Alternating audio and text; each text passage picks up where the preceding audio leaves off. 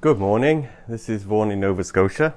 I got in this morning. I've got a couple of kilns to unload, and I showed you glazing some of my large bowls a week or so ago. They were so large that you could only fire them in this one large kiln. I have 4 kilns here, but this larger one was the only one those really big balls would fit inside, so it's taken a while to get them scheduled for the firing. I have a whole bunch of other pieces to pack later on today, but I thought I'd show you, some of the pieces we got out. These are all little bud vases. They came out kind of nice. We live on the ocean, so I tend to do a lot of pieces in this sort of blue-green because it has a sort of look like the ocean itself. So, but these are all copper carbonate, I guess, for the blue-green is the stain in there. I'm not sure if I showed you throwing these little bud vases, but the glaze has turned out really nice. I use a lot of oatmeal. I have 2 different oatmeals. One has an actual yellow stain in it, and it still comes out oatmeal. I was hoping it would come out yellow originally, but it has a really beautiful warm oatmeal color to it.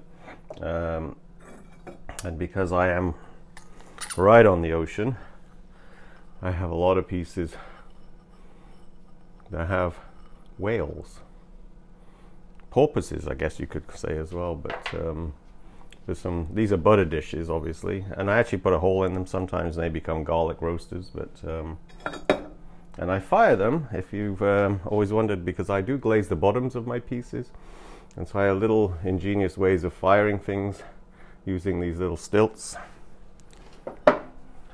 They come out real easy, just pop right out.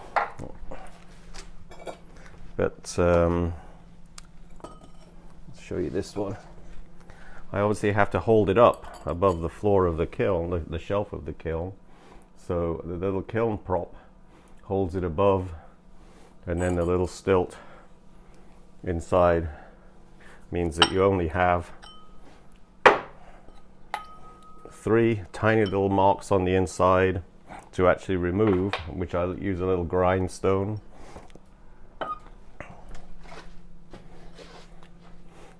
In the inside of that one, so you can glaze the entire piece basically. It's always fun unloading a kiln, and because I'm been in business 45 years, it's lost a little bit of that whoa, but you still get that occasionally when you unload the kiln, because you never know. Oh, that one turned out really nice too. But there's a nice texture in that glaze. That's that yellow oatmeal that I have.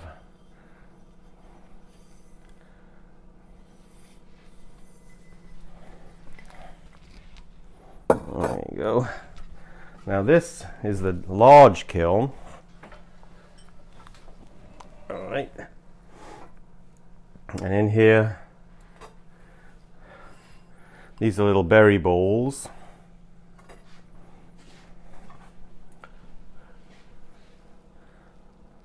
This is a glaze I don't really like. It's that raspberry you find in a lot of places, but I've actually modified it.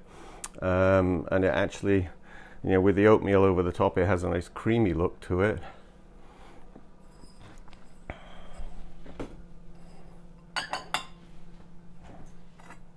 And this is it's a sort of semi-matte green that I've got with Tenmoku gold, which you can find in recipes for that all over the place.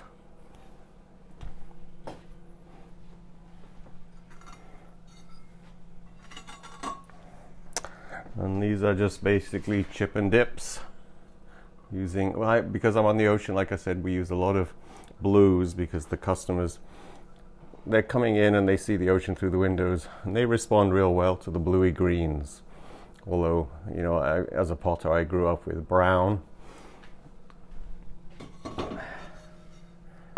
And there's so many variations of brown, but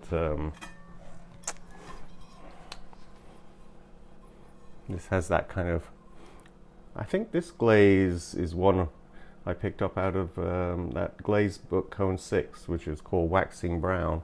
But I put 2 or 3 other glazes over the top of it. Don't worry, I always do this, and they never fall off. All right. And these are those Thermalite kiln shelves. So they're very thin, but they cost as much as a kiln. So, but I decided to invest in these, a set of 10 of these, and it's like buying a new kiln. That's, but they're worth it. I mean, glaze pops right off if you get a glaze run. It just chips right off. It doesn't take half the shelf with it when you do that either. They're very light. I think they weigh 13 pounds. And I'm not sure what the big old corduroy ones weighed. And then after that we got the Advancer when they came out, and they're a little thinner than corduroy shelves. But these new ones, I get them from Bailey Pottery in New York. I won't ever buy any more shelves the rest of my life probably. They're gonna probably last an entire lifetime because they're so good. But anyway, that's a good... Oh, whoa! I didn't think I'd ever do that again. But anyway, I got a good piece. Alrighty. This is one of those pieces I glazed. I think I did a video about a week ago, so you can look up the videos. I think I did a good piece. There you go. The outside is basically the blue. Like I said, we're on the water. But this is the cove. We live in Getson's Cove. The studio is right in Getson's Cove, I should say. This building's been here 120 years. So I think I'll call this one Getson's Cove. There you go. Didn't take much, to think of that, But can you see? I hope you can see the color variations there.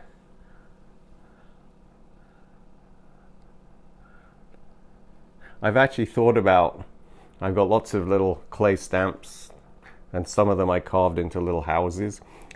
I don't think this would be appropriate on a piece like this. This is just, less is more. Anyway. So you got a whoa out of me. Hey, wow.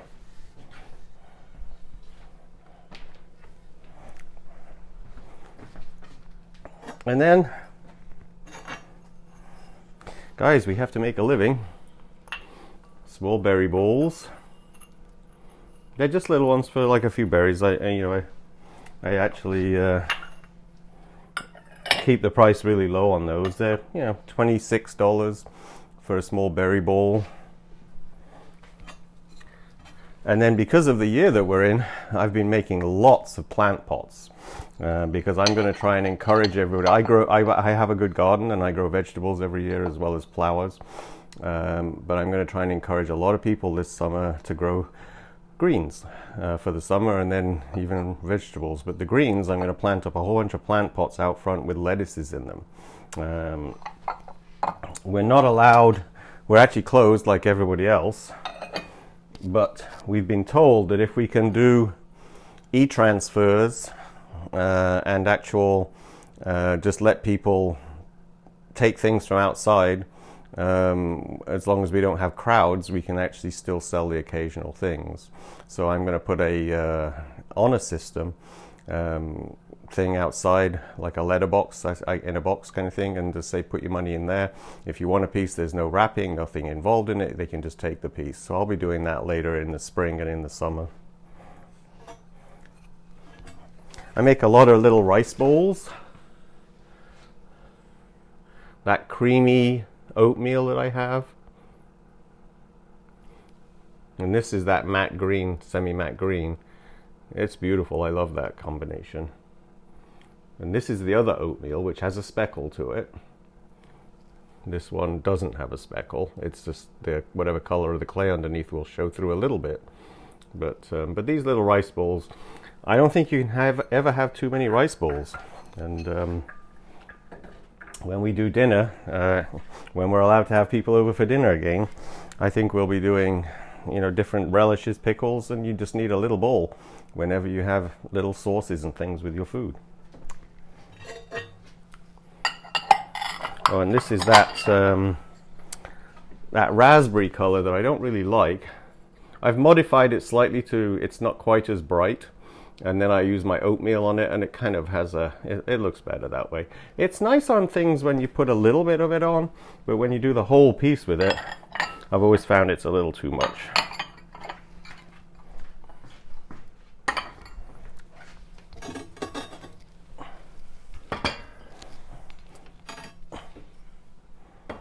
There we go. The next shelf. You watch. 13 pounds, still a little bit of weight. They're easy to lift.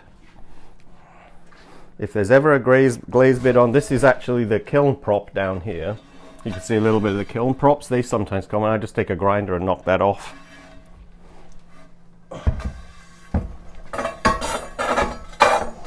But those are 26-inch full shelves, so you can imagine if they were quarter-height, how much that would weigh. Whoa!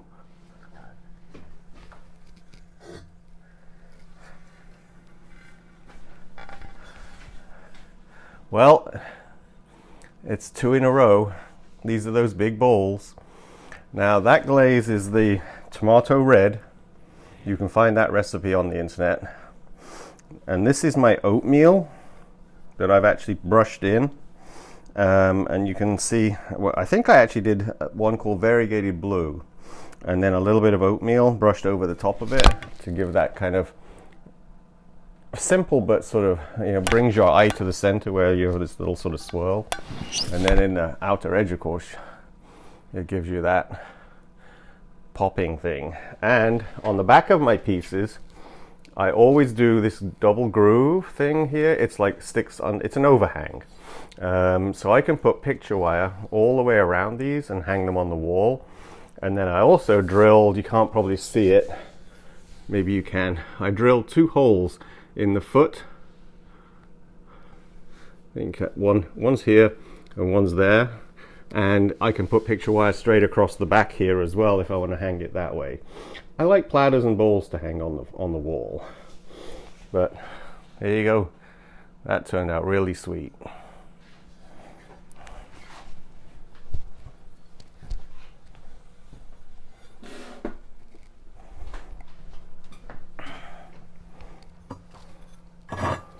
Okay, here's a really nice color combination. Maybe I'll make a big bowl in this one too. This is really nice. And there's that green with the oatmeal on the rim again. If you get a semi-matte oatmeal, and if you use tin, and I also use some titanium dioxide, you can create the opacity with the tin, and the titanium dioxide will give you the crystals. You can use rutile as well, but rutile tends to brown things off a little bit, not quite as pure. So I like to use titanium dioxide to have some crystals to get the glaze to break really nicely, and gives it some depth. And the tin will give it some real opacity. So you balance those two, and I use 50-50 of each actually. If I have a recipe that wants 7% tin, I'll do 50% tin, so it's 3.5%, and 3.5% titanium dioxide. So I get a balance of that opacity with the crystals.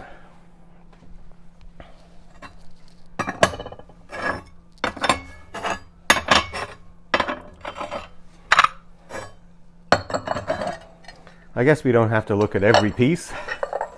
This is a variety of the little tiny dishes for the bottom of the berry bowls, and there's another berry bowl there as well.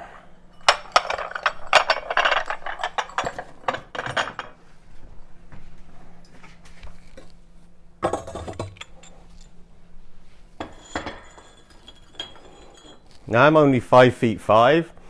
I'm a small guy, so these shelves are really useful because now I have to bend down deep in the kiln, lift it up. So you're bending on your rib cage basically. So there we go. So they're really, I would recommend those kiln shelves. You just have to go to bailey.com in New York, and you know, you just make your kiln last a little longer, and then buy a set of these shelves. and they'll save your back. They actually save a little space, so you're really saving about half an inch of kiln space for every level in the kiln, so you'll get a few more pots in every firing. They don't take as much heat to actually heat up, so they're saving energy. So I would consider those if you're looking to buy another set of kiln shelves. So here we go again. This is one of those smaller bowls that I threw. This was a 12-pound bowl when I threw it on the wheel. I'm not sure what it weighs now. Say it's about 5 or 6 pounds, I would say. Maybe not. Now, the glaze on this one is a modified version of variegated blue on the rim. I have two of those glazes. I mixed up the base glaze and then I changed it a little bit. One of them I added a little tint to. And then, of course, you've got the wow, really nice tomato red in the center. Yeah, it's gone matte, if you can see it. It's shiny on the edges, but in the center of the bowl it's gone matte, which is very different. I've never seen that one before like that. But and then the oatmeal and some variegated blue stripes going down, which just draws your eye to that little subtle spiral in the center. There you go. And the outside, of course, is the blue. Thought that was a mark, but it's just in the glaze. But there we go.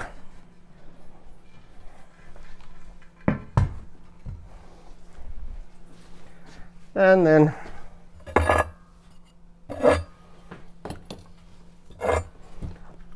whole bunch of these are in the kiln. When you pack a kiln, you're spending quite a bit of money heating that whole mass up. So when I do big bowls like that, I always make things that about this height that can go all the way around the outer edge underneath the rim of the bowl. So you're actually firing things underneath that rim. So if you make tall vertical forms, they just stack right next to each other. But when you have a form that goes up and out, you've got a lot of shelf space there that you can put things underneath. And so always plan your kiln firings when you're throwing on the wheel, so you can actually take advantage of every little space. This is pretty much the same as that large bowl in a smaller version. Not quite as much rich blue there, but it's the same tomato red in the center. On smaller pieces, I can glaze the outside multiple colors. But on those big bowls, they're so hard to glaze. You saw the video. My back was really hurting and my hand holding them. But so it's always exciting first thing in the morning to unpack the kiln. There's another piece there, nice little berry bowl. And these are, I sell these for like 26 with a little tray underneath them as well. So, and eventually this summer we may be selling again. Who knows? Maybe this thing will dissipate. We have to be optimistic, but I'm still going to grow a garden as well. Like I always do that. So, but anyway, this is Vaughan Smith in Nova Scotia. I can give you a quick view down my kiln area. I haven't washed my kilns for a while, but this is the glaze area. You saw this in the other video. But and this is the next set going in the kiln. Mostly now it'll be small pieces. There's the planters. And there's a whole bunch more there. Yeah, going in the kiln too. The other two kilns, one's going to go up today and the other one went up last night, so they have some large bowls in as well. And so there were 6 large bowls, and you've seen 3 of them. So so basically, enjoy your day. It's a sort of grey day up here. We got over the storm, but we're lingering clouds. But tomorrow and the next week is supposed to be really sunny, so it'll be hard to stay inside.